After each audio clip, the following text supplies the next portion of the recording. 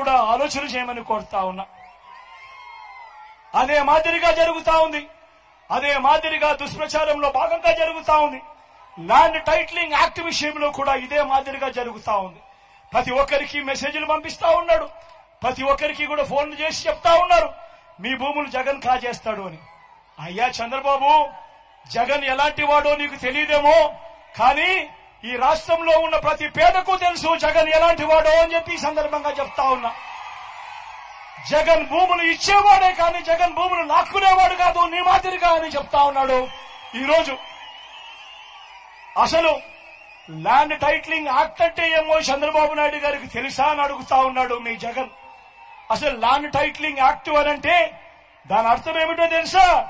అసలు land titling act అనంటే దాని అర్థము మీ భూముల మీద మీకు సర్వ హక్కులు కల్పించడమే ల్యాండ్ టైటిలింగ్ యాక్ట్ కు సంబంధించిన ముఖ్య ఉద్దేశం.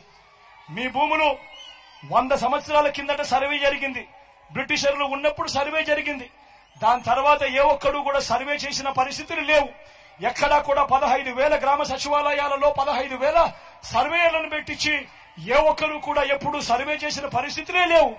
ఆ పరిస్థితులు లేక భూములన్నీ కూడా సబ్ డివిజన్ జరక్క, భూముల కొలతలన్నీ కూడా సరిగ్గా లేక అమ్ముకునేదానికి కొనేదానికి ఇబ్బందులు పడతా ఉన్న పరిస్థితులలో ప్రజలందరూ కూడా కోట్ల చుట్టూ తిరుగుతూ, రెవెన్యూ అధికారుల చుట్టూ తిరుగుతూ వాళ్లకు డబ్బులు ఇచ్చుకుంటూ ఇబ్బందులు పడతా ఉన్నారు అని చెప్పి ఈ పరిస్థితిని మార్చాలి అని ప్రతి ఒక్కరి భూమి మీద కూడా వాళ్లకు సంపూర్ణ హక్కులు ఇవ్వాలి అని మొట్టమొదటిసారిగా 100 సంవత్సరాల కింద జరిగిన సర్వేను మళ్లీ రీసర్వే ప్రతి గ్రామంలోనూ చేయించి వాళ్ళ భూముల మీద సర్వ హక్కులు వాళ్ళకి ఇచ్చేదానికి బౌండరీస్ నాటిచ్చి రికార్డ్స్ అన్ని అప్డేట్ చేసి ఆ పత్రాలన్నీ కూడా రిజిస్ట్రేషన్ చేసి మళ్లీ ఆ రైతన్నలకు వాళ్ళకే ఇచ్చే కార్యక్రమం జరుగుతా ఉంది అంటే ఇంత గొప్ప కార్యక్రమానికి చేతనైతే మద్దతు పలకాలి కానీ దాని మీద కూడా లేనిపోని దుష్ప్రచారాలు ఇవాళ జరుగుతా ఉన్నాయి.